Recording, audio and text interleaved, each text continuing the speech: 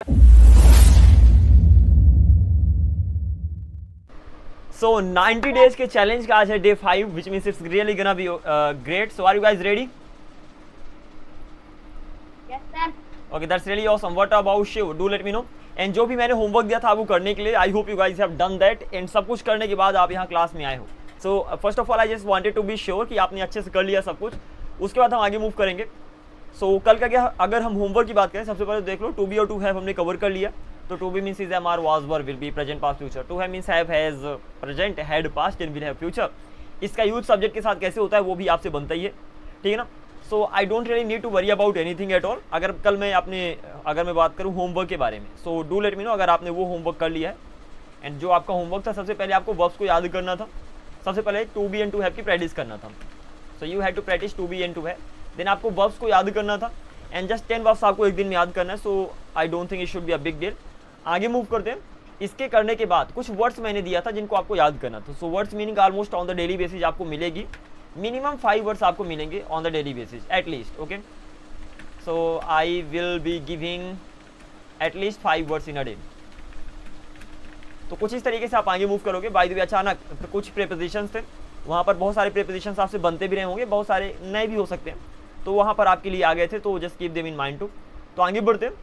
उसके पहले थोड़ा सा इधर रिवीजन कर लेते हैं, फिर हम क्वेश्चनिंग एंड आंसरिंग सेशन पे मूव करेंगे. मैंने बोला सबसे पहले आपने सब्जेक्ट के बारे में देखा, ठीक है ना.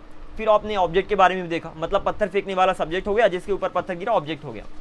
अब यहाँ पर हम क्या करने वाले हैं, अच्छे से सुनना. सब्जेक्ट की लिस्ट तो हमने देख लिया कि आई ही शी टबल यू बी दे सोनू इन मोनू, ये सारे सब्जेक्ट हो गए. आज हम एक ऐसी ट्रिक देखेंगे जिसकी हेल्प से हम ऑब्जेक्ट को इजीली याद कर लेंगे, ठीक है ना.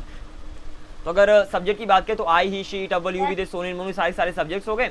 यहाँ पर हम मेनली ऑब्जेक्ट की बात करने वाला हूँ. तो आई का होता है मी. ऑब्जेक्टिव केस की बात करो, मतलब जिसके ऊपर पत्थर गिरेगा, जिसके ऊपर प्रभाव पड़ेगा, उसकी बात कर रहा हूँ. तो आई का आप बोल दोगे मी. He him she her. It का इट ही रहता है, अव्वल का अव्वल ही रहता है, यू का यू ही रहेगा, वी का अस हो जाएगा, दे का देम हो जाएगा, एंड सोनू एंड मोनू का सोनू एंड मोनू ही रहेगा. सो अल्टीमेटली आपको इसको याद करना है कि किस पर्टिकुलर सब्जेक्ट का उसका ऑब्जेक्टिव केस क्या होता है. उसको याद करने के लिए एक ट्रिक है, इसको याद कर लो एंड सारी की सारी कहानी खत्म हो जाएगी. सिर्फ आपको इसको याद करना है. I me, he him, she her, we us, they them, the remaining is the same. Simple. I me, he him, she her, we us, they them, the remaining is the same. मतलब ये बस बदलते हैं, इसके अलावा सारा का सारा सेम ही रहता है. Is that clear? तो बस आपको इतना याद करना है. अगर आपने इतना याद कर ले तो सारे के सारे सब्जेक्ट्स का ऑब्जेक्टिव केस आपको क्लियर हो जाएगा. तो बस इनको याद कर लो within a minute. So now I am gonna give you this work right here. तो 1 मिनट है आपके पास. 1 मिनट के अंदर ये लाइन आपको याद करना है. I me, he him, she her, we us, they them. I me, he him, she her, we us, they them. इसको याद कर लो. इसके बाद आगे मूव करेंगे हम. Make it quick and then do let me know if what happens. Yes, sir. या make it quick.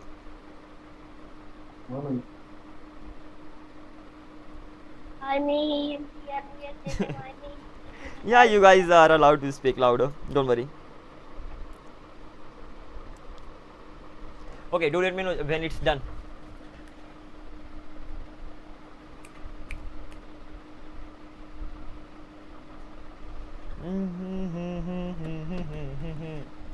I should start a timer too over here.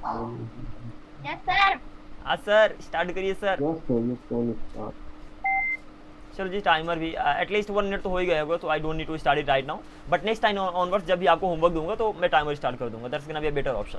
तो याद कर लिया आपने? Yes, sir. Okay, that's really awesome. Abhishek is here. Okay, so ultimately सबसे पहले आपको objective case को याद कर लेना है. I me, he him, she her, we us, they them. Objective case एक बार याद हो गया तो आपसे दोनों चीज पे कमांड आ गई. सब्जेक्ट भी आपसे बनने लगे. सब्जेक्ट कौन कौन से थे? आई ही शी इट अव्वल यू बी दे सोनू इन मोनू. ये सारे सब्जेक्ट थे, सिंगुलर प्लूरल इंक्लूडिंग. फिर आपने ऑब्जेक्टिव केस भी देख लिया. I me, he him, she her, we us, they them, and the remaining is the same. Which means इसके अलावा जो कुछ भी है उसका subjective case and objective case दोनों के दोनों ही सेम रहेंगे. So this is the thing जो आपको आपने 1 मिनट के अंदर याद भी कर लिया. So that is the best thing. आगे मूव करते हैं. तो आपने सब्जेक्ट कवर कर लिया, आपने ऑब्जेक्ट कवर कर लिया, आपने टू बी टू हैव ये सब कवर ही किया था कल. तो आपने टू बी कवर किया, टू हैव कवर किया, वर्ब्स, मॉडल्स और थोड़ा और रूल्स की यहाँ पर मैं बात करूँ, थोड़ा सा और अच्छे से रिवीजन कर लेते हैं. तो आपने नथिंग 2 प्लस यहाँ पर जस्ट अ मिनट, यहाँ पर आपने 2 का यूज देखा था. सो 2 किसी भी सेंटेंस में अगर वर्ब को जोड़ो तो 2 प्लस वर्ब की फर्स्ट फॉर्म लगा दो, वहाँ पर वर्ब जुड़ जाएगी. यहाँ पर फिर आपने नथिंग बट के बारे में देखा था. And last but not the list it's no use के बारे में देखा था. Is that clear? इसके बगल में लगेगी वर्ब के साथ ing. So these are the things which you have learned so far. Any confusion over here? No, sir. Okay, that's really awesome. तो अगर इन टॉपिक्स में कोई कंफ्यूजन है तो right now you guys have to answer them. And verb को याद करते रहे ना, this is going to be the last day. पहले दिन आप मैंने 10 वर्ब्स दिया, then second day 10 verbs. Similarly I kept giving you 10 verbs on the daily basis. आज आपको लास्ट बार 10 वर्ब्स दूंगा और उससे आपकी कहानी हो जाएगी दी एंड। कल से हम एक और नए लेवल पे आगे मूव करेंगे। चलिए जी, यहाँ तक आपने कवर कर लिया। इन वर्ड्स को थोड़ा रिवाइज कर लेते हैं। जैसे विद मीन्स हो गया के साथ, ये मैंने कहा था आपको याद कर लाने के लिए। अगर आपने याद कर लिया that is really awesome. Otherwise ये दिन आपको और मिलेगा इन वर्ड्स को याद करने के लिए। इसके बाद हम नेक्स्ट टॉपिक में मूव कर जाएंगे। उसके पहले जैसे कि हमने बहुत सारी चीज़ें पहले ही कवर कर ली है, तो right now I am gonna ask questions and you guys have to answer them. Before starting the class I will be doing it on the daily basis. मतलब क्लास स्टार्ट होने से पहले सबसे पहले आपसे क्वेश्चनिंग होगी and you guys will try to answer all the questions and फिर हम आगे मूव करेंगे। So are you guys ready? Are you guys ready? Yes, sir. Okay, that's really awesome. So get ready, Abhishek, Shiv, Jay. Let's start questioning and answering session. पहला question आपके लिए, that's gonna be like, वह मेरी बहन है। क्या बोलोगे? वह मेरी बहन है। You are my. She is my sister. तो she is my sister, वह मेरी बहन है। तुम एक लड़के हो। You are. You are a boy, तुम एक लड़के हो। तुम एक लड़के थे। You are a boy. You were a boy. तो तुम एक लड़के थे, you were a boy. तुम एक लड़के होगे। You will be a boy.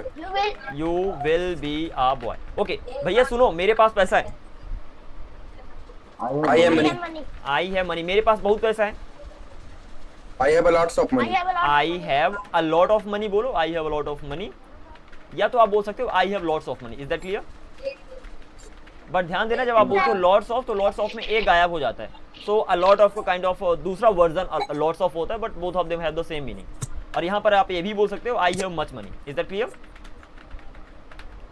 Ram बाहर था। राम बाहर था। Ram is there. Not really. Ram Ram is outside. वो भी गलत है भैया। राम बाहर था। संडेज को पहचानने हम पास्ट की बात करें तो Ram Ram was was outside, sir. Ram Sorry, was sir. Outside, Ram बाहर था। ऐसे ही तुम तैयार थे। You were ready.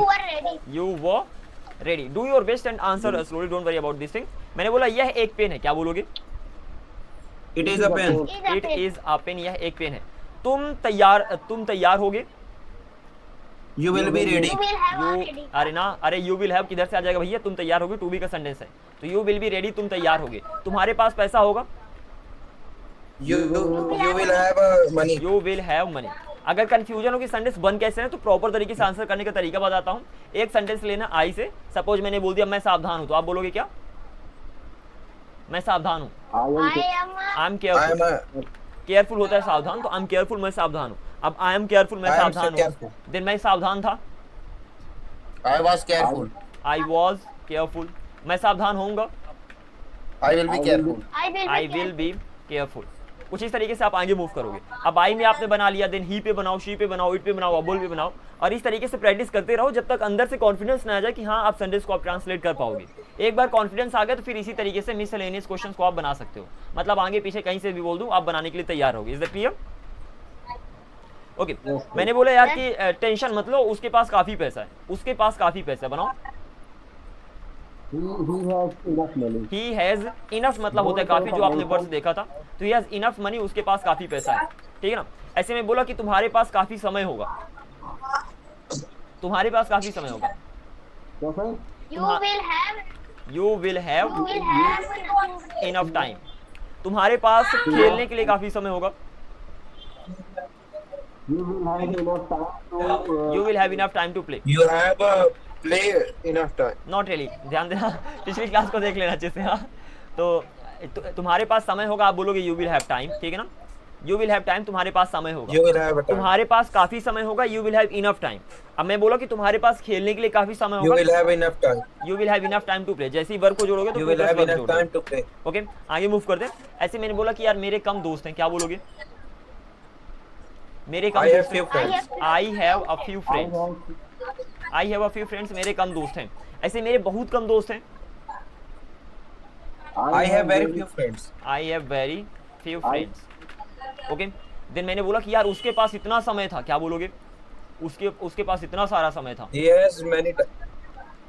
He have to so much. Exactly. He had he so had many उसके पास, ही हैड टाइम, उसके पास समय था, और उसके पास इतना सारा समय, तो he had so much time. Is that clear? Okay, English बोलने का कोई फायदा नहीं है। It is no use.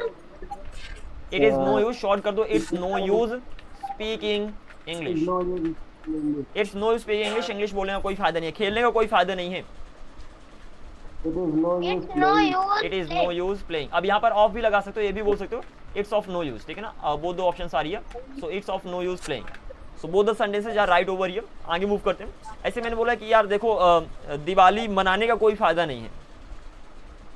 It's no use. It's no use it's no use celebrating. It's no use celebrating, it's no use celebrating Diwali, something like this. तो it's no use celebrating Diwali. मेरे भाई के इंतजार करने का कोई फायदा नहीं है। It's no use. It's no use. It's no use waiting, मतलब इंतजार करने का कोई फायदा नहीं है। इट्स नो यूज वेटिंग मेरे भाई का for my brother, is that clear? So it's no use waiting for my brother, मेरे भाई के इंतजार करने का कोई फायदा नहीं है। वेट के बगल में हमेशा फॉर का यूज होता है। Next question for you. मैंने बोला यार उसके पास खेलने के लिए एक बैट था। सिंपल सा सेंटेंस, उसके पास एक बैट था, कैसे बनाओगे? उसके पास एक बैट था, What, sir? उसके पास एक बैट था, this is the sentence. Translate it. So ultimately sentence हो जाएगा ही हैड अ बैट, ठीक है ना, ही हैड अ बैट, उसके पास एक बैट था। और यहाँ पर अगर मैं बोलूँ कि उसके पास खेलने के लिए एक बैट था, He had a bat to play. He had a bat to play. Similarly मेरे पास लिखने के लिए एक पेन है, मेरे पास लिखने के लिए एक पेन I है। have a pen to. I have a pen I have to a pen write. to write.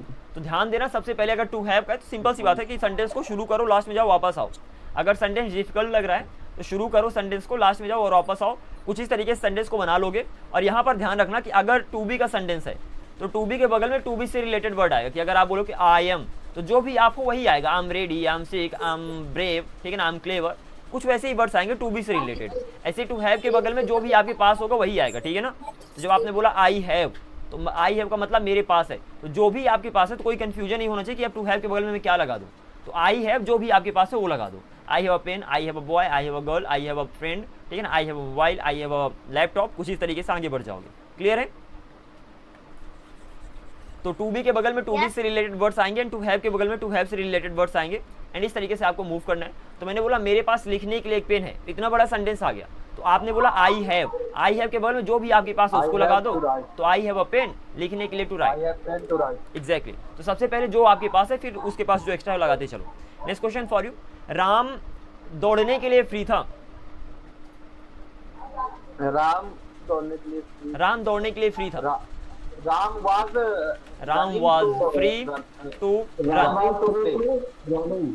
No free to run, simple. Ram was free to run. अब यहाँ पर देखना, मैंने बोला राम वाज फ्री, तो सबसे पहले राम दौड़ने के लिए फ्री था, वाज के बगल में फ्री आ गया, सिंपल सी बात, उससे जो था, और फिर टू रन हमने लास्ट में लगा ही दिया। तो Ram was free, Ram free था, दौड़ने के लिए to run. Next question for you. मैं शौकीन हूँ, क्या बोलोगे?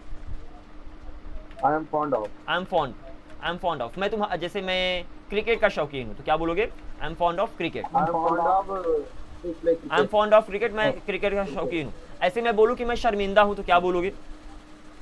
I am ashamed of. I M ashamed of. तो ये कुछ वर्ड्स है जिनको आपको लर्न कर लेना। तो आई एम अशेम्ड, मैं शर्मिंदा हूँ, यहाँ पर एम्बैरेस्ड का भी यूज कर सकते हो। तो आई एम एम्बैरेस्ड, ठीक है ना। I hope this spelling is right, otherwise simple इसका यूज कर लो अशेम्ड का। तो आई एम अशेम्ड, मैं शर्मिंदा हूँ। ऐसे तुम शर्मिंदा हो,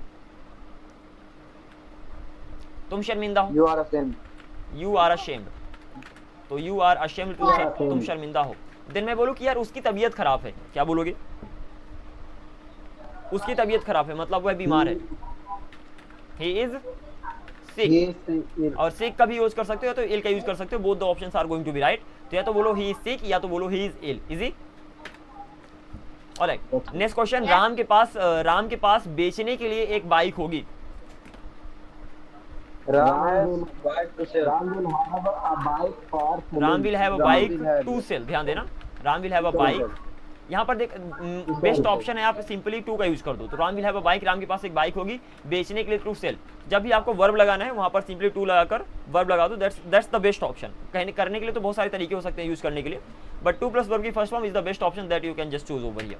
आगे मूव करते हैं। Next question. मैंने बोला कि यार मेरे पास एक मोबाइल था, मेरे पास एक मोबाइल था, कैसे बनेगा? I had a mobile. I had a mobile, लेकिन तुम्हारे पास मोबाइल्स ही मोबाइल्स थे, लेकिन तुम्हारे पास मोबाइल्स ही मोबाइल्स थे, But but You but you have mobile. You had nothing but mobiles. अब नथिंग बट मोबाइल्स का मतलब होता है मोबाइल्स ही मोबाइल्स। तो जब आपके पास वही वही चीज़ें होती हैं तो वहाँ पर आप नथिंग बट का यूज़ करते हो, ठीक है ना? तो मेरे पास मोबाइल से, तुम्हारे पास मोबाइल से you had nothing but mobiles. ऐसे में बोलूँ यार मुझे मेरे पास दोस्त ही दोस्त है। Your voice is not coming. My voice is not clear, is that so? Hello, what is your name? I have friend या तो मेरे पास दोस्त ही दोस्त हैं। I have nothing but friends. nothing but friends. वह बिजी है क्योंकि उसके पास काम ही काम है। Come on, He is busy he is busy. because nothing but He had nothing but तो सबसे पहले सेंटेंस है वह बिजी है, तो आप बोलोगे ही इज बिजी, ठीक है ना? तो ही इज बिजी, वह बिजी है बिकॉज, क्योंकि he has nothing but work, nothing but work. तो उसके पास काम ही काम है, कुछ इस तरीके से। Then the next question is वह तुम्हारी मदद करने के लिए तैयार है क्योंकि उसके पास समय ही समय है। पहला क्वेश्चन, वह He is तुम्हारी ready मदद करने to के लिए तैयार है। help.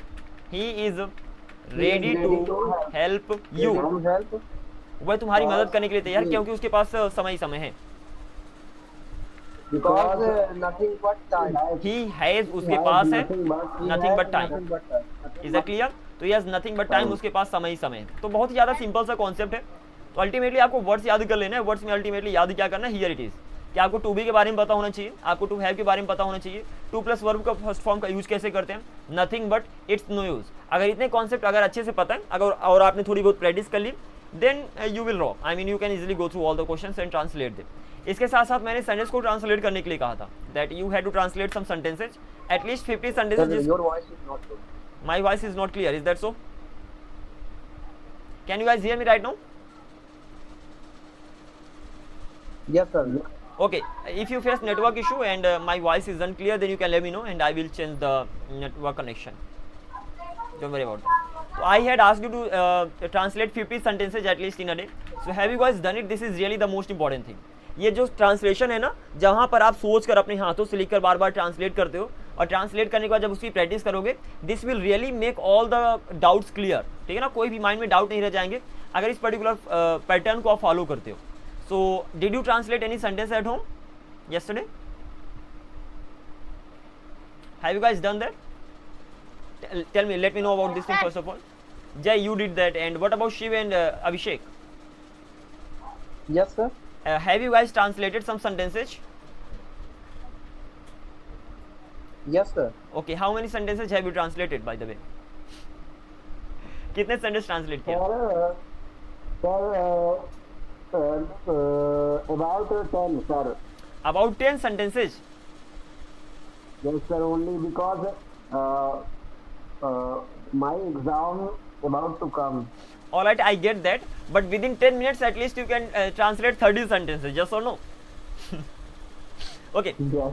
Okay, minimum I can say 20 sentences you can translate. Within a minute you can translate 2 sentences, which means within 10 minutes you can translate 20 sentences.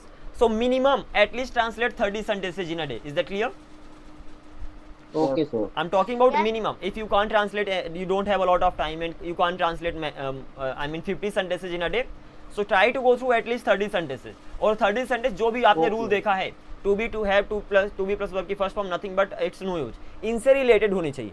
अब एक क्वेश्चन आएगा कि सर मेरे माइंड में आई मीन क्वेश्चन ही नहीं आते, कि जब मैं बैठूँ सेंटेंस को ट्रांसलेट करूँ तो सोचने में बहुत सारा समय चला जाता है। तो एक काम कर सकते हो, बुक में जाओ, the book that I have given you, so this is the beginner level book, just a minute, ठीक है ना? तो जब आप बुक पे जाओगे तो यहाँ पर आपको क्या करना है, सिर्फ हिंदी वाले सेंटेंसेस को देखना है, ठीक है ना? जैसे ये हिंदी के सेंटेंस हो गए, हर एक टॉपिक में जाओ, जिस भी टॉपिक के सेंटेंस को लेना है, उस टॉपिक में जाने के बाद सिंपल सेंटेंस, हिंदी वाले सेंटेंस को लो और उसी को ट्रांसलेट कर दो। Is that clear? So ultimately अगर बुक में जाओगे तो बहुत सारे आपको एग्जांपल्स है, तो आपको सोचने की जरूरत भी नहीं है, प्रैक्टिस की प्रैक्टिस हो जाएगी और आप ट्रांसलेट भी कर लोगे। तो किसी भी क्वेश्चन में चले जाओ, ट्रांसलेशन नहीं देखना है, ठीक है ना? ट्रांसलेशन फिर जब सब कुछ लिख लोगे फिर उसके बाद देख लेना सही कि गलत है, कोई कंफ्यूजन हो तो बता सकते हो, बट डेली ध्यान रखना 30 सेंटेंस ट्रांसलेट करना है। मैंने बोला मेरे पास एक असाइनमेंट है, आई हैव एन असाइनमेंट, मेरा एक प्रोजेक्ट है, आई हैव अ प्रोजेक्ट, मेरा एक लक्ष्य है, आई हैव अ गोल, मुझे कुछ काम है, आई हैव सम वर्क। तो कुछ इस तरीके से आप आगे मूव कर सकते हो, लेकिन डेली 30 सेंटेंस ट्रांसलेट करना है, ठीक है ना? और वो सेंटेंसेस But सभी where is टॉपिक का the मिक्सचर होना चाहिए, किसी एक टॉपिक का नहीं कि आपने टू बी का बना लिया 30 ना, टू बी टू हैव, जितने भी रूल्स आप देखोगे आगे चल के सबका मिक्सचर होना चाहिए। तो कुछ इस तरीके से आप आगे मूव करने वाले हो। तो इस तरीके से अभी हमने थोड़ा सा रिवीजन किया, आगे मूव करेंगे। देन आपने देखा सब्जेक्ट एंड ऑब्जेक्ट के बारे में, आपने सब पहले ही पढ़ लिया। तो यहाँ पर हमने सब्जेक्ट की लिस्ट हमें पता था, आई ही शी अव्वल यू भी दे सोने मोनू। देन हमने क्या कहा, यहाँ पर हमने ऑब्जेक्ट की भी लिस्ट याद कर लिया कि आई का मी, ही का हिम, शी का हव, वी का अस, दे का them, the remaining is the same. मतलब आई मी हिम शी हव वी अस दे देम, इसको आपको याद कर लेना। एक बार और अगर याद करने का, Sir, your voice is not clear. okay, let me change the network connection right now. I have two sims right now, Jio and Airtel, so I think Your voice is broken. my, okay, this is awful. Hang on for a while, okay? I hope right now my voice is gonna be clearer. से क्या लोगों का Alright, can you guys hear me right now properly? Yes, sir. I should be audible. I have changed the network connection. Right now the Yes, sir, you are ready. Airtel SIM is being used. So okay, let's go ahead. तो ये सारे objective case है जिनको आपको याद करना है। थोड़ा समय लोगों की पहले से याद है, याद है सर? याद है, दैट्स रियली ऑसम। तो ये सारे ऑब्जेक्टिव केस को आपने याद किया। अब हम मूव करेंगे इन प्रीपोजिशंस पे। एक बार अगर आपके ये प्रीपोजिशंस याद हो गए देन दैट इज इट। इसके बाद आपको कुछ भी नहीं देखना है। बात करते प्रीपोजिशन होते क्या, बता सकते हो जल्दी से? प्रीपोजिशन क्या है? Pre plus position. Pre plus position मतलब क्या? वे शब्द जिनकी जो पोजीशन होती है पहले होती है, ठीक है ना? सिंपल है, Yes. बहुत ही ज्यादा आसान। अगर मैं प्रीपोजिशन की बात करूं कि क्या होता है, तो प्रीपोजिशन को समझने के लिए उसको दो टुकड़े में बांट दो। Pre plus position. पोजीशन मतलब स्थिति, आपको पहले से पता है। प्री मतलब होता है पहले। तो वे शब्द जिनकी जो पोजीशन होती है पहले होती है उन्हें कहते हैं प्रीपोजिशन, ठीक है ना? अब ये किसके पहले आएंगे? किसी नाउन के पहले आएंगे, मतलब कोई ना कोई नाम होगा ना, नेम होगा, उस नेम के पहले आएंगे। सो अल्टीमेटली नाउन के पहले प्रीपोजिशंस आते हैं। ये तो कोई वर्ब हो सकता है, डिपेंड करता है, बट किसी के भी पहले आए, इट डजंट मैटर, नाउन हो, प्रोनाउन हो, वर्ब हो, लेकिन उस पढ़ी चाहे नाउन के पहले आए, ठीक है ना, चाहे प्रोनाउन के पहले आए, चाहे वर्ब के पहले आए, लेकिन पहले ही आएंगे, उसके बाद नहीं आए, क्योंकि प्रीपोजिशन मतलब pre plus position. Is that clear? Yes. So this is the thing that you have to keep in mind. Examples देख लो, बहुत सारे यहाँ पर मिल जाएंगे। In, on, at, after, before, with, without, ये सारे प्रीपोजिशंस हैं। इनके बारे में डिटेल में आगे चल के हम बात करने वाले हैं। बस एक चीज यहाँ पर ध्यान रख लो कि अगर प्रीपोजिशन किसी वर्ब के पहले आ रहे हैं तो वर्ब में आईएनजी लगाओगे। क्या बोला? आईएनजी लगाना। Exactly, this is really the most important thing over here कि अगर प्रीपोजिशन किसी वर्ब के पहले आ गए तो वहां पर वर्ब में आप आईएनजी लगाओगे। This is compulsory. इसके अलावा ज्यादा कुछ आपको ध्यान रखने की जरूरत नहीं है। काम भी क्या करते हैं आगे चल के धीरे धीरे देख लोगे। चलो जी आगे बढ़ते हैं। ये रहे सारे के सारे प्रीपोजिशंस जिनको आपको याद करना है। So just keep this thing in mind. तो मैंने बोला विद का मतलब हो गया के साथ, पहले से ही पता था, ठीक है ना, कि विद का मतलब होता है के साथ। मैंने याद भी करने के लिए कहा था, तो आई होप आप याद कर लिए होंगे। तो विद का मतलब के साथ होता है, जैसे तुम्हारे साथ तो विद यू, राम के साथ विद राम। और विद का मतलब से भी होता है। मैं बोलूँ पेन से तो विद पेन, पानी से विद वाटर, लकड़ी से विद वुड। तो जब किसी चीज़ से कोई काम करते हो वहाँ पर विद का यूज होता है, और जब किसी के साथ होते हो वहाँ पर तो विद का यूज होता ही है, ठीक है जी। देन आपने देखा नेक्स्ट वन, विदाउट का मतलब के बिना, कोई टेंशन ही नहीं है, तुम्हारे बिना, विदाउट यू। आफ्टर का मतलब होता है के बाद, पहले से ही पता था। बिफोर का मतलब होता है के पहले, लेकिन इसके अलावा भी इनकी दो स्पेशल मीनिंग होती है, वो स्पेशल मीनिंग देख लो and it's gonna be okay. Just a sec, let me erase all these things. After का मतलब के किसी के पीछे पढ़ना भी होता है, ये स्पेशल मीनिंग है कि के बाद तो पहले से बचपन से आज तक यही पता है कि आफ्टर का मतलब होता है के बाद, लेकिन आफ्टर का मतलब किसी के पीछे पढ़ना भी होता है। जैसे मैं कह दूं कि एक कुत्ता मेरे पीछे पड़ा हुआ है, तो वहां पर भी आफ्टर का यूज करोगे। Is that clear? और इसके साथ साथ बिफोर का मतलब के सामने होता है। अगर आपके सामने कोई है तो वहां पर आप बिफोर के यूज कर सकते हो। So this is the thing that you have to keep in mind. तो आफ्टर का मतलब के बाद या तो किसी के पीछे पढ़ना, बिफोर का मतलब के पहले या तो के सामने, अगर कोई किसी के सामने है। इसके साथ साथ के सामने के लिए आप इन फ्रंट ऑफ का भी यूज कर सकते हो, और के सामने के लिए आप ऑपोजिट का भी यूज कर सकते हो, ठीक है। यहाँ पर थ्री वर्ड्स मिल गए, के सामने, के सामने, के सामने। के सामने के लिए तो बिफोर के यूज कर लो, के सामने के लिए तो इन फ्रंट ऑफ के यूज कर लो, के सामने के लिए तो ऑपोजिट के यूज कर लो। अब ज्यादा टेंशन मत लेना कि इनमें अंतर क्या है, सिंपली डायरेक्टली आप यूज करो, that would be the best thing. Before और in front of directly interchangeably use होते हैं, तो बिफोर की जगह चाहे इन फ्रंट ऑफ का यूज कर लो, इन फ्रंट ऑफ की जगह चाहे बिफोर के यूज कर लो, कोई फर्क नहीं पड़ता है, ठीक है ना। दोनों का मतलब होता है के सामने, और अब बिना किसी डाउट के इनका यूज कर सकते हो। ऑपोजिट मतलब आपको पता ही है कि ऑपोजिट मतलब ऑपोजिट साइड, मतलब दूसरी तरफ। तो अगर दूसरी तरफ सपोज आप रोड के इस पार हो और रोड के उस पार कोई है, तो दूसरी तरफ अगर कोई है आपके सामने तो वहां पर ऑपोजिट का यूज होगा। बहुत ही ज्यादा सिंपल है। आगे बढ़ते हैं। अहेड ऑफ मतलब होता है आगे। सपोज लाइन लगी है, लाइन में आपसे कोई आ गया तो वहां पर बोलोगे अहेड ऑफ। आप क्लास में बैठे हो, क्लास में आपसे कोई आ गया तो वहां पर बोलोगे आप अहेड ऑफ। सो अल्टीमेटली आपसे कोई आगे होता है तो वहां पर बोलते हो अहेड ऑफ, उसी का उल्टा होता है बिहाइंड, जिसका मतलब होता है पीछे। बिसाइड, बाय, नेक्स्ट टू, तीनों का मतलब होता है बगल में, कोई कंफ्यूजन नहीं होना चाहिए। अल्टीमेटली इन वर्ड्स को आपको याद कर लेना है। ऐसे हो गया नियर मतलब हो गया के पास, जैसे मैं तुम्हारे पास हूं, आई एम नियर यू। और फार फ्रॉम का मतलब होता है दूर, FAR फार का मतलब होता है दूर, एंड FOR फॉर का मतलब होता है के लिए। Is that clear? ये बहुत ही ज्यादा इंपॉर्टेंट, इसमें कंफ्यूज मत हो जाना कि दो फार होते हैं। पहला हो गया FAR फार मतलब होता है दूर, इसको ध्यान रखना, एंड FOR फॉर मतलब होता है के लिए। ये आगे चल के अभी यहाँ पर मिल भी जाएगा, ये पर्टिकुलर वर्ड है जिसका मतलब होता है के लिए। ठीक है जी, okay okay, that's really awesome. इसको मैं लास्ट में यहाँ पर मेंशन भी अलग से कर देता हूँ। यहाँ पर फार तो आपको मिल ही जाएगा, यहाँ पर लिख देता हूँ FAR फार मतलब होता है दूर। तो फार फ्रॉम, जब आप किसी से दूर होगे तो वहाँ पर फार के साथ फ्रॉम का यूज होता है। तो से दूर, से के लिए फ्रॉम लग गया, दूर के लिए फॉर लग गया। तो से मतलब फ्रॉम और दूर मतलब फार, आपको पता ही है। तो से दूर मतलब फार फ्रॉम। आसपास के लिए आप नियर बाई के यूज कर दोगे। तो पास और आसपास में अंतर है। मैं बोलूँ तुम मेरे पास हो, मतलब मुझे पता कि तुम एग्जैक्टली अभी कहाँ पर हो, लेकिन जब मैं बोलता हूँ कि तुम मेरे आसपास हो तो तुम्हारी एग्जैक्ट लोकेशन नहीं पता है। ठीक है ना, तो हिंदी से ही पता चल जाता है। तो नियर मतलब हो गया के पास, नियर बाई मतलब हो गया आसपास। ऐसे ही राइट टू मतलब हो गया दाएं ओर। ठीक है ना, बहुत ही ज्यादा आसान है। लेफ्ट टू हो गया बाएं ओर। देन इमीडिएटली, यहाँ पर पहले इमीडिएट था, इमीडिएट को मत करना, इमीडिएटली कर देना। इमीडिएटली मतलब एग्जैक्टली बगल में। ठीक है ना, एग्जैक्टली। तो मैं बोला कि इमीडिएटली राइट टू मतलब बिल्कुल या तो ठीक दाएं ओर, इमीडिएटली लेफ्ट टू ठीक बाएं ओर, इमीडिएटली अहेड ऑफ ठीक आगे की ओर, और इमीडिएटली बिहाइंड ठीक पीछे की ओर। तो सारे के सारे वही वर्ड्स रिवाइज हो रहे हैं, तो कोई कंफ्यूजन नहीं होना चाहिए। Any doubt? No sir. Okay, अब बात करते हैं ओवर अंडर अबव बिलो का मतलब क्या है। बहुत ही ज्यादा आसान है। कोई चीज अगर एग्जैक्टली ऊपर है तो वो कहलाएगा ये ओवर, कोई चीज अगर एग्जैक्टली नीचे तो कहलाएगा ये अंडर, कोई चीज कहीं पर भी ऊपर है अबव, कोई चीज कहीं पर भी नीचे है अंडर, सॉरी बिलो। सिंपल सा कॉन्सेप्ट में बता रहा कि अगर कोई चीज, सपोज ये मेरा हाथ है, ठीक है ना, और यहाँ पर मैंने हाथ एग्जैक्टली ऊपर मैंने पेन रखा, तो मैं कहूंगा the pen is over my hand. तो over my hand, under my hand, तो एग्जैक्टली ऊपर है तो ओवर, एग्जैक्टली नीचे है तो अंडर। कहीं पर भी ऊपर है लेकिन एग्जैक्टली ऊपर नहीं है। ठीक है ना, यहाँ पर ऊपर है तो वो कहला गया अबव, और कहीं पर भी नीचे है लेकिन एग्जैक्टली नीचे नहीं है। ठीक है ना, तो वो कहला गया बिलो। Is that clear? तो क्या समझे? एग्जैक्टली ऊपर ओवर, एग्जैक्टली नीचे अंडर, कहीं पर भी ऊपर है लेकिन एग्जैक्टली ऊपर नहीं है अबव, और कहीं पर भी नीचे बिलो। सिंपल सा कॉन्सेप्ट है। सर एरोप्लेन में क्या लगेगा फिर? सॉरी,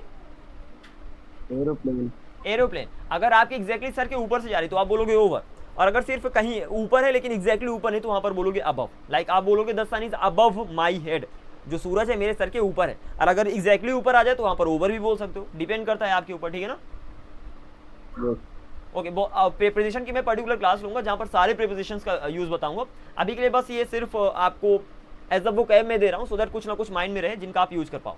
तो ओवर अंडर अबव बिलो सारी कहानी खत्म। अगेंस्ट मतलब पता ही है के विरुद्ध होता है। ठीक है ना, इन फेवर ऑफ मतलब होता है के पक्ष में, लाइक किसी भी पार्टी के पक्ष में, मेरे पक्ष में, इन फेवर ऑफ मी। फॉर मतलब के लिए पहले ही बता दिया। बिटवीन का मतलब होता है के बीच में, दो के बीच में, और अमंग का यूज हो गया दो से ज्यादा के बीच में। और फ्रॉम का मतलब से होगा, जो कि यहाँ पर देखा था कि यहाँ पर फ्रॉम का मतलब हो गया से, और फार का मतलब हो गया दूर, तो से दूर को आपने बोल दिया far from. Is that clear? तो ultimately these are the words, बहुत ही इंपॉर्टेंट वर्ड्स हैं, इनकी मीनिंग आपको याद करना है। ठीक है ना, बहुत सारे आपसे पहले से बनते, बहुत सारे ना बन रहे होंगे। So this is going to be the last day जहां पर आपको इन सारे वर्ड्स की मीनिंग याद कर लेना है। इन सारे वर्ड्स की मीनिंग एक बार आप याद कर ले तो संडेस बहुत ही ज्यादा आसान तरीके से बन जाएंगे। अब यहाँ पर ध्यान देना, अगर इनके बगल में कोई नाम आता है, कोई नेम आता है, ये जो प्रीपोजिशंस हैं, तो उनके बगल में ऑब्जेक्टिव केस लगता है, ना कि subjective case. Is that clear? Which means I नहीं बोलोगे आप, मी बोलोगे, ही नहीं बोलोगे आप, हिम बोलोगे। Is that clear? Most of the cases में I am talking about. Any confusion so far? No. तो आपने ये सारे प्रीपोजिशंस देख लिया। अब आपके ऊपर डिपेंड करता है कि कितने जल्दी इन्हें लर्न कर लेते हो। बाकी बहुत ही ज़्यादा आसान है। देन आपने देख लिया सब्जेक्ट के बारे में एंड ऑब्जेक्ट के बारे में, ये भी कहानी खत्म हो गई। यहाँ पर देख लो, अगर सामने है तो यहाँ पर आपने बिफोर का यूज कर दिया, आगे है तो आपने हेड ऑफ का यूज कर दिया, टेबल से पीछे है बिहाइंड का यूज कर दिया, टेबल के आगे इन फ्रंट ऑफ का यूज कर दिया, और एक दूसरे के सामने बैठे हुए हैं। बीच में देखो ये दूसरे ऑपोजिट है, बीच में कुर्सी है ना, बीच में कुर्सी है और एक दूसरे के ऑपोजिट बैठे हुए हैं, इसलिए यहाँ पर ऑपोजिट का यूज हो गया। Is that clear? तो दिस इज इट। ऐसे यहाँ पर देख लो ओवर अंडर अबव बिलो का, अगर इस प्लेन के एग्जैक्टली ऊपर है तो ओवर हो गया, प्लेन के एग्जैक्टली नीचे अंडर हो गया। कहीं पर भी प्लेन के ऊपर है लेकिन कहीं पर भी ऊपर अबव, कहीं पर भी नीचे बिलो। और बिसाइड, बाय, नेक्स्ट टू का मतलब तो आपको पता है, तीनों का मतलब होता है बगल में। I hope it is clear by now. चलो जी, दैट्स रियली ऑसम। आगे बढ़ते। अब यहाँ पर ध्यान देना, जो अभी मैं बता रहा था, मैंने बोला था कि तुम मेरे साथ हो, तुम मेरे साथ हो, तो आपको पता कैसे सेंटेंस बनेगा। शुरू करो, लास्ट में जाओ, वापस आओ। इस कॉन्सेप्ट को मत भूलना। तो तुम के लिए यू लगा दिया, यू के साथ आर लगा दिया क्योंकि प्रेजेंट की बात हुई, तो यू आर विद के साथ के लिए विद लगा दिया, और मेरे के लिए यहाँ पर मी लगाओगे ना कि आई लगाओगे, ठीक है ना। अल्टीमेटली ऑब्जेक्टिव केस यूज होने वाला है, तो यू आर विद मी आप बोलोगे ना कि यू आर विद आई। ऐसे ही मैं उनके साथ हूं तो आप बोलोगे I am with them. Is that clear? Objective case, समझ गए? ऐसे वे हमारे साथ हैं, दे आर विद अस, हम उसके साथ है, कोई लड़का या लड़की हो सकता है, तो वी आर विद हिम या तो वी आर विद हर, और वह मेरे साथ है, ही या तो she is with me. Any confusion so far?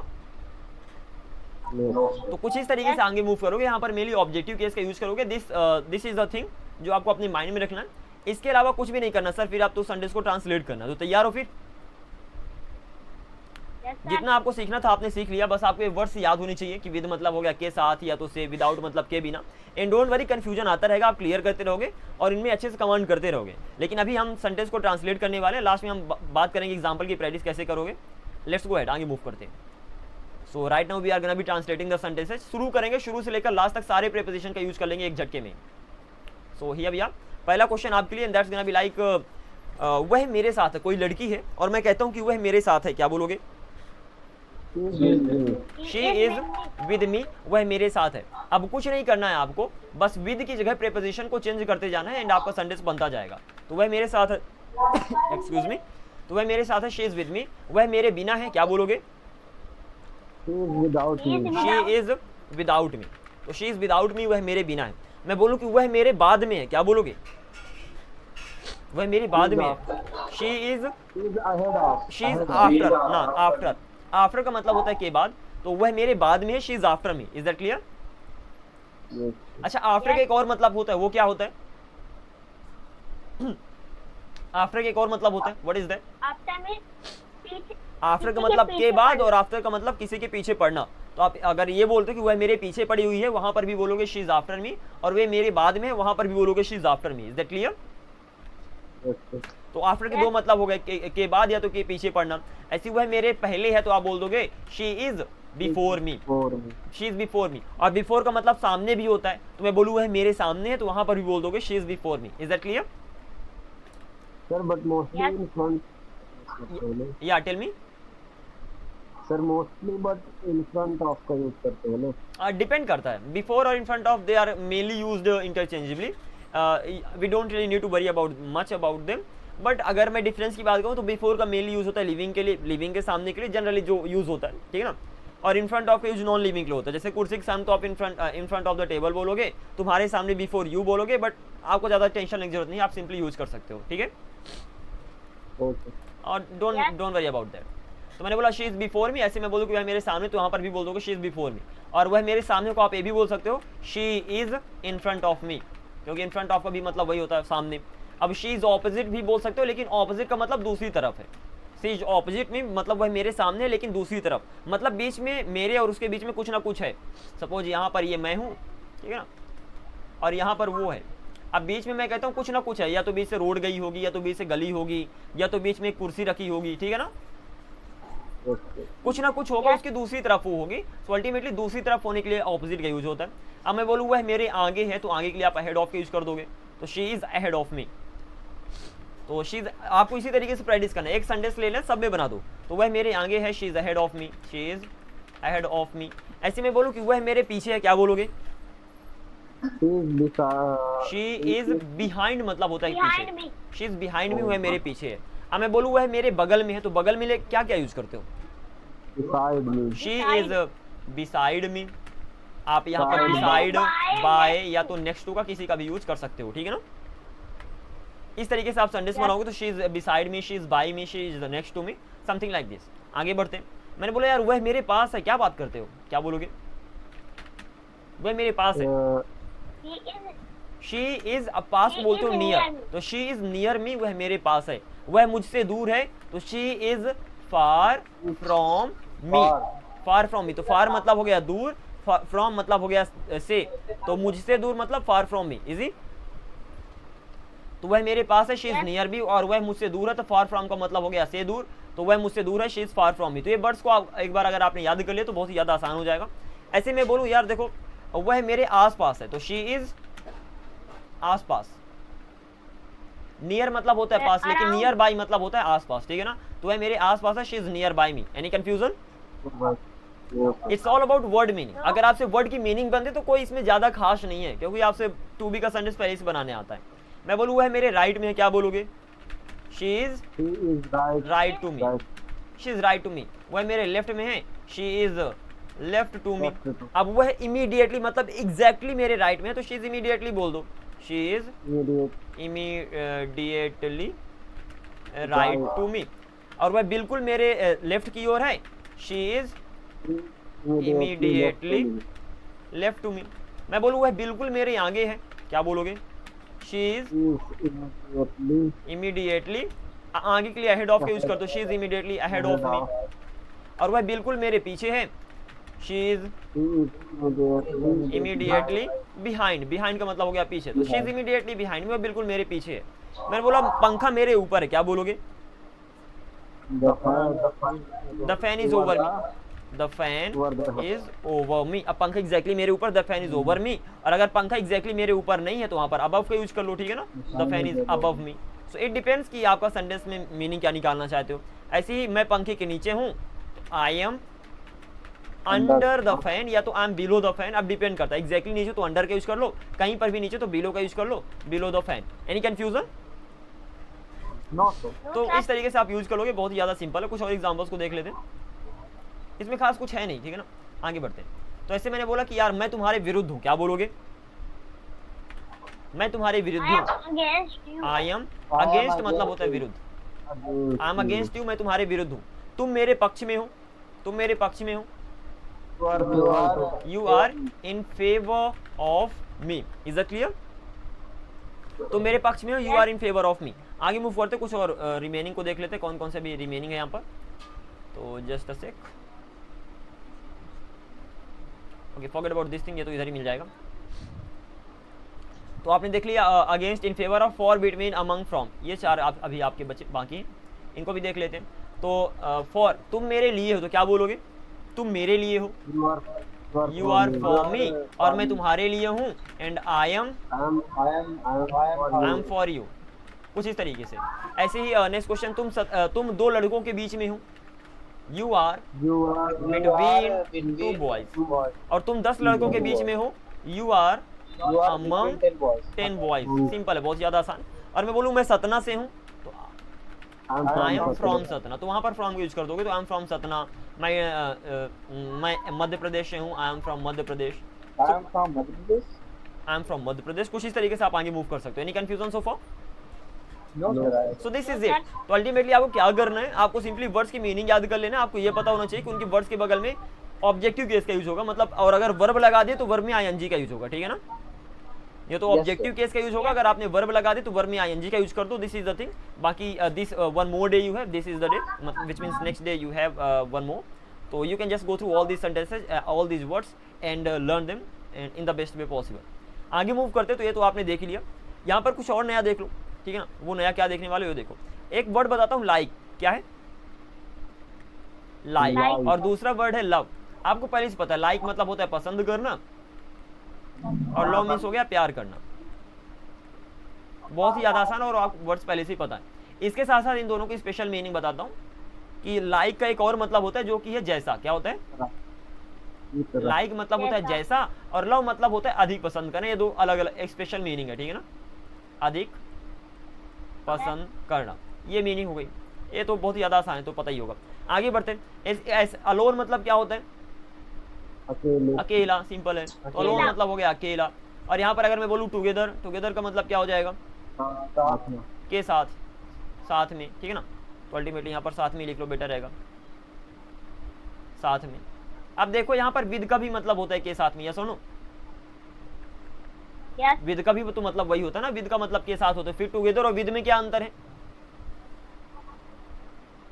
Difference between together and with, अंतर क्या दोनों में? क्योंकि दोनों का मतलब होता है टुगेदर जब होता है जब दो लोग या दो से अधिक होते हैं साथ। अरे ना, हाँ, you can say like that, but not exactly. So what is the difference?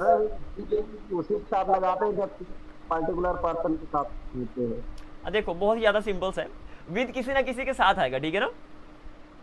जैसे विद यू, विद देम, कुछ नहीं, तो विद किसी ना किसी के साथ आएगा, टुगेदर हमेशा अकेला आता है, ये हमेशा अकेला आता है, ठीक है ना, अकेला आता है। Yes.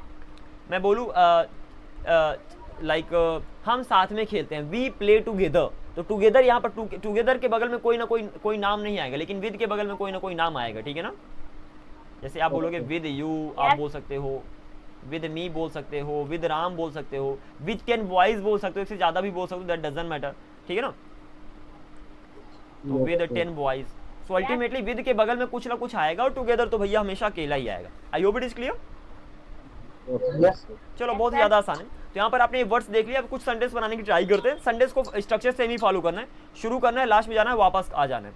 सर इसमें कमांड कैसे आएगी कि ये इस तरीके से सेंटेंस हम कब तक बनाते रहेंगे? This is really an important question कि हम रूल्स तो सीखते जा रहे हैं, रूल्स सीखते सीखते बहुत सारे रूल्स हो जाएंगे, फिर उन रूल्स को माइंड में बिठाना भी। तो the best way is that जब आप ट्रांसलेट डेली करोगे, ठीक है ना, ट्रांसलेट करो और सेंटेंस आपको बुक में ही मिल जाएंगे। इसमें ट्रांसलेशन पे आपको बहुत ज़्यादा मेहनत करना है। अगर आपने ट्रांसलेशन पे फोकस कर दिया तो जैसे जैसे रूल्स सीखते जाओगे वो माइंड में बैठते भी जाएंगे। तो ट्रांसलेट करो पहले सेंटेंसेज को, एटलीस्ट 32 कर ही लो।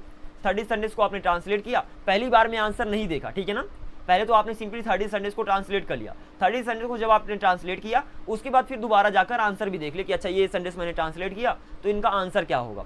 और अगर कंफ्यूजन है तो उसको क्लास में पूछ सकते हो, सर इसका ट्रांसलेशन ऐसा क्यों हुआ है, वो आप क्लास में भी पूछ सकते हो, ठीक है ना। If you have any doubt, it really works, believe me, बहुत ही कमाल का ये टेक्निक है, बहुत ही ज़्यादा वर्क करती है। क्योंकि जब इनिशियली, तो यू कैन आस्क, इनिशियली जब आप स्टार्ट करते हो आपका माइंड जल्दी जल्दी काम नहीं करता है, और फिर डाउट आने लगता है कि भाई इतना सारा हम सीख भी रहे हैं, फिर कैसे माइंड में बैठेगा और कैसे इतना सारा कुछ हम यूज़ कर पाएंगे। तो जब डेली ट्रांसलेट करोगे तो आपका माइंड कुछ समय बाद ऑटोमेटिकली ट्रांसलेट करने लगेगा कि भैया ये सेंटेंस है, इसका ट्रांसलेशन तो ये होगा। अब मैं बोलूँ मैं अच्छा हूँ तो आप बोल दोगे आई एम गुड, तो फिर इसको ट्रांसलेट मत करो। जब किसी सेंटेंस में कोई कंफ्यूजन हो, सपोज मैंने कहा कि 30 सेंटेंस ट्रांसलेट करना है, इसका मतलब ये नहीं कि 30 आसान से सेंटेंस ट्रांसलेट कर लिया। सेंटेंस को देखा, मैंने बोला वह मेरी बहन लिखा हुआ है, शी इज माई सिस्टर, ये तो मुझसे बनता है, अब इसको क्यों ट्रांसलेट करूँ। जिसमें थोड़ा थोड़ा डाउट हो कि अच्छा ये वाले में थोड़ा अच्छा लग रहा है तो उसको लिख लो और उसको प्रैक्टिस कर लो। Is that clear? Yes sir. मतलब हल्के फुल्के बंद कर देना कि भैया I have a pen, I have a bag, I have a book, I have a friend ये जैने किया था ठीक है। तो इस तरीके से नहीं कर देना कि ऐसे करके आप 30 क्या 100 भी ले जाओ ना। जो सेंटेंस आपको लगे कि उसमें कंफ्यूज हो जाओ, जो सेंटेंस लगे कि वो प्रैक्टिस करने के लायक है, प्रैक्टिस उसी की करना जो प्रैक्टिस करने के लायक हो। अपना समय वैसे बर्बाद मत कर देना, ठीक है। हाँ जी, तो चलिए आगे बढ़ते हैं। हाँ, चेहरा दिखा दिया बंदे ने लेट्स गो आगे मूव करते हैं। तो ये सारे रहे। यहाँ पर कुछ सेंटेंस को देख लो सेम तरीके से। मैंने बोला मैं तुम्हारे जैसा हूँ और तुम मेरे जैसे हो, तो आई एम लाइक यू, मैं तुम्हारे जैसा हूँ, and you are like me. Is that clear? आसान है ना।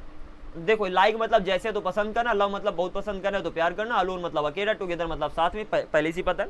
मैं बोलूँ वह आलिया के जैसे है, मतलब शी इज लाइक आलिया, और आलिया उसके जैसे है, and Alia is like her. Simple. तुम उसके जैसे थे, पास्ट की बात कर, तुम उसके जैसे थे, यू वर लाइक हिम, और वह तुम्हारे जैसा था, and he was like you. तो इस तरीके से इनकी प्रैक्टिस करना है, समझ गए? अब देखो यहाँ से कुछ अच्छे सेंटेंस मिलेंगे। अब आप यहाँ पर मैंने बोला अकेले मतलब अलोन, हम पानी की एक बूंद के जैसे हैं। ये पूरा का पूरा आपका सेंटेंस हो गया। ट्रांसलेट वैसे ही करना, हम को लिखा वी, लास्ट में गया है आर, पानी की एक बूंद के जैसे, like a drop of water. Is that clear? तो शुरू करो, लास्ट में जाओ, वापस आओ, वही पैटर्न फॉलो करना है। तो अकेले हम एक पानी की बूंद के जैसे हैं, alone we are like a drop of water, हम पानी के एक बूंद के जैसे हैं, लेकिन साथ में, बट टुगेदर, हम एक महासागर के जैसे हैं, we are like an ocean. Is that clear? ऐसे ही अकेले हम एक स्टार के जैसे हैं, तो अलोन अकेले हम एक स्टार के जैसे हैं, we are like a star, लेकिन साथ में, but together we are like a galaxy. समझ गए? कंफ्यूजन हो तो बता देना, क्योंकि इनकी हेल्प से आप एक पैराग्राफ बनाने वाले हो जिसकी आप प्रैक्टिस करोगे। ऐसे ही अकेले हम एक पेड़ के जैसे हैं, alone we are like a tree, but together we are like a forest. exactly, alone we are like a tree but together we are like a forest. ऐसे अकेले हम एक सोल्जर के जैसे, लेकिन साथ में हम एक आर्मी के जैसे हैं। We are like a soldier but together we are like a army. तो alone we are like a soldier but together we are like an army. अब ए और एन के मैंने पहले ही बता दिया, so you should not have any difficulty. आगे बढ़ते हैं। अकेले हम एक मेंबर के जैसे हैं, लेकिन साथ में हम एक फैमिली के जैसे हैं। We are like a leader, but together we are like a war. सिंपल, alone we are like a member but together we are like a family. अकेले हम एक स्टूडेंट के जैसे हैं, लेकिन साथ में हम एक क्लास के जैसे हैं। Alone we are like a alone we are like a student but together we are like a class. Is that clear? Yes, sir. अब यहाँ पर एक पैराग्राफ दे रहा हूँ, जिसको आपको करना क्या है, आपको सबसे पहले इसकी अच्छे से प्रैक्टिस कर लेना है।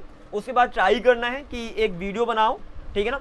उस वीडियो को बनाने के बाद या तो आप सेंड कर दो व्हाट्सएप पे, तो आपको इंकरेजमेंट मिलेगी, लोग भी कहेंगे कीप इट अप, या तो आप अपने पास ही रखकर बस उसको देखो कि आप बोलते कैसे हो, ठीक है ना। बट अल्टीमेटली आपको इस पर्टिकुलर पैराग्राफ का वीडियो रिकॉर्ड करना है। इसके बाद इट्स कम्प्लीटली योर चॉइस कि आप व्हाट्सएप पे सेंड करना चाहते हो नहीं चाहते। अगर आपका मन करे कि हाँ शेयर करना चाहिए तो कर दो, otherwise it's completely your choice. But video बनाकर अपने आप को देखना है कि आप बोलते कैसे हो, ठीक है जी। yes. बिना देखे बोल रहे हैं, बिना देखे बहुत ही ज़्यादा आसान है। देखो सबसे पहले इसको देखो, ट्रिक को देखो कि पूरा पैराग्राफ बना कैसे है। लेटर से वर्ड मिलते हैं, यस और नो? लेटर से वर्ड बनते हैं। Yes. वर्ड से क्या बनता है?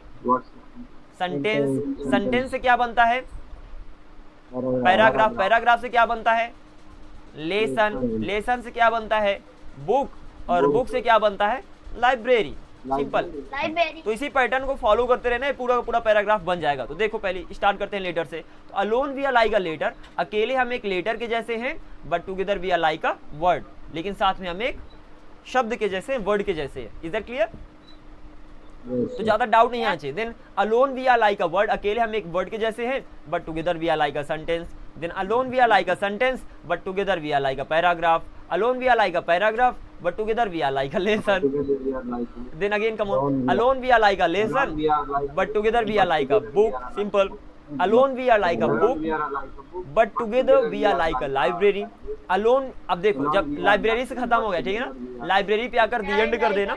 उसके बाद आपको करना है कि अलोन वी आर नथिंग, अकेले हम कुछ भी नहीं है। नथिंग मतलब होता है कुछ नहीं, जो आपने नथिंग बट देखा था ना, तो वहां पर नथिंग का मतलब था कुछ नहीं। तो alone we are nothing but together we are everything, साथ में हम सब कुछ हैं। दैट्स वाई का मतलब हो गया इसलिए, जो आपने पहले ही देख लिया। We should always live together, हमें हमेशा साथ में रहना चाहिए। तो शुड का मतलब होता है यहाँ पर चाहिए, ठीक है जी। तो इज दैट क्लियर? पैराग्राफ तो बहुत ही ज्यादा आसान है, थोड़ा प्रैक्टिस करोगे आ जाएगा। यस और नो? Yes, sir. Yes. या तो इस तरीके से प्रैक्टिस करके आपको इस पर्टिकुलर पैराग्राफ को अच्छे से गो थ्रू करना है। कोई कंफ्यूजन आज इस क्लास में? No, sir. बहुत ही ज्यादा आसान है। अब बात करते हैं ज़्यादा एग्जांपल्स की आपको प्रैक्टिस करना है। तो बुक में जाओ, बुक में मैंने बहुत सारे एग्जांपल्स दे दिए, जितने ज़्यादा। और अगर सेंटेंस को ट्रांसलेट भी करना है तो बुक में जाओ। सपोज आपने टू हैव का सेंटेंस ट्रांसलेट करना, ये लो एक सेंटेंस मिल गया, इसके पास समय ट्रांसलेट कर दो, it has nothing but time. और फिर जल्दी से आगे बढ़ जाओ, स्क्रॉल करो, आगे बढ़ जाओ, प्रकाश था, इट वॉज डार्क, और आगे बढ़ जाओ। इसी तरीके से तो बनाना है। नहीं, मैं कमरे में झाड़ू लगाने के लिए तैयार हूँ, क्या बोलोगे? I am ready to. I am ready. I am ready to sweep the room. तो इस तरीके से जल्दी जल्दी ऊपर नीचे करते जाओ, नए नए सेंटेंस मिलते जाएंगे। और किसी पर्टिकुलर टॉपिक में कंफ्यूजन है कि सर ये जो टू बी टू हैव देखा ना, उसमें मुझे डाउट आ रहा है, ये तो जो प्रीपोजिशन का चैप्टर देखा उसमें डाउट आ रहा है, तो उसके चैप्टर में चले जाओ। उसके चैप्टर में जाने के बाद वो पर्टिकुलर सेंटेंस मिल जाएंगे, उन सेंटेंस को ट्रांसलेट कर दो, डाउट क्लियर हो जाएगा, ठीक है ना। Okay, sir. तो बहुत ही बेस्ट ऑप्शन क्या है कि हिंदी सेंटेंस और इंग्लिश सेंटेंस दोनों हैं। तो हिंदी सेंटेंस पहले ट्रांसलेट कर लो, फिर देख लो सही है कि गलत है। गलत हो तो सही कर दो ना। अगर कंफ्यूजन आ जाए कि बना कैसे है तो क्लास में आकर पूछ लो, सिंपल सी बात है। चलो जी। Okay, sir. और अगर मैं बात करूँ एग्जाम्पल्स की, तो ये सारे एग्जाम्पल्स हैं आज के कॉन्सेप्ट्स के। तो एक बार तो प्रैक्टिस कर ही लेना सारे एग्जाम्पल्स की। I am with you, I am without you, I am after you, I am before you, बहुत ही ज़्यादा सिंपल है, ठीक है ना। कोई ज़्यादा कंफ्यूजन नहीं होना चाहिए। सारे वर्ड्स की कहानी है यहाँ पर, जो आपने वर्ड्स देखा है, ठीक है जी। Yes. तो इन एग्जांपल्स की ज़्यादा मैं प्रैक्टिस नहीं करवाने वाला। इसे ही इज विद अस, वह हमारे साथ है, he is without us, he is after us, he is before us, he is in front of us, he is opposite us, he is ahead of us. अरे simple है भैया, सारा का सारा प्रैक्टिस का कमाल है। तो इन सब की आप प्रैक्टिस कर लेना। और फिर यहाँ पर कुछ मिसलेनियस एग्जांपल्स दिया मैंने। सो अल्टीमेटली पहले नॉर्मल एग्जांपल मिले, कुछ फिर मिसलेनियस एग्जांपल मिल गया, जहाँ पर मिक्सचर मिलेगा आपको। मिक्सचर इन द सेंस कि कहीं पर प्रेजेंट आ जाएगा, कहीं पर पास्ट आ जाएगा, कहीं पर दूसरा सब्जेक्ट आ जाएगा, कहीं पर नया वर्ड आ जाएगा। सो इनकी प्रैक्टिस करने से और ज़्यादा क्लियर होगा। सो इन सब की प्रैक्टिस करना है, एंड इस तरीके से आप ये सब कुछ डन कर दोगे। समझ गए? बहुत बढ़िया, दैट इज़ रियली ऑसम। अब कल के लेसन में अगेन हम पॉजिटिव केस के बारे में बात करने वाले हैं। ये सब बहुत ही ज़्यादा आसान होने वाला है। So don't worry about this particular thing. and this journey is gonna be really easy peasy and really easy peasy, so it's gonna be really awesome. Exact definition क्या बताएं? Yeah, tell me. प्रीपोजिशन के exact definition क्या बताएंगे? वो मतलब है कि object के पहले ही रहता है। I'm sorry, your voice is not quite clear. Sir preposition की एग्जैक्ट डेफिनेशन क्या बताएंगे? प्रीपोजिशन को कवर करना है, लाइक बेसिक टू एडवांस पूरा प्रीपोजिशन. नहीं उसकी मतलब exact definition Okay, do one thing. You can do, let me know in the comment section. Because of maybe network issue, I'm unable to hear you properly. But आप बता सकते हो comment section पे, तो message अभी करके बता दो, ये मैसेज का भी ऑप्शन है. तो you can do let me know about this particular thing. So this was it in today's class, everybody. Take it easy, simple. जितना भी मैंने होमवर्क दिया, संडेज को डेली ट्रांसलेट करना, और इस तरीके से आप आगे बढ़ते रहोगे. And the second thing, practice हम डेली करने वाले, ठीक है ना. तो we are gonna practice on the daily basis. ज़्यादा कुछ अभी हमने देखा नहीं, इसलिए ज़्यादा प्रैक्टिस नहीं कर रहे हैं, लेकिन अगली आने वाली क्लासेस में आधे घंटे हम प्रैक्टिस करने वाले. अगेन रिपीटिंग, आधे घंटे हम प्रैक्टिस करेंगे, आधे घंटे हम कुछ ना कुछ सीखेंगे. लेकिन सिर्फ प्रैक्टिस के भरोसे कुछ नहीं होगा. जब आप घर में अलग से संडेज को ट्रांसलेट करोगे, यहाँ क्लास के अंदर प्रैक्टिस करोगे, खुद से बोलने की ट्राई करोगे, तो सब कुछ धीरे धीरे कंबाइन होके आपके दिमाग में बैठ जाएगा. I hope you got it. Definition of preposition, okay. And what are definition of preposition, क्या है डेफिनेशन प्रीपोजिशन की? प्रीपोजिशन की डेफिनेशन प्रीपोजिशन में छिपी हुई है, ठीक है ना. आते हैं, प्रीपोजिशन की डेफिनेशन याद करना है, याद मत करना है क्या? तो मैंने बोला प्रीपोजिशन को दो टुकड़े में बांट दो.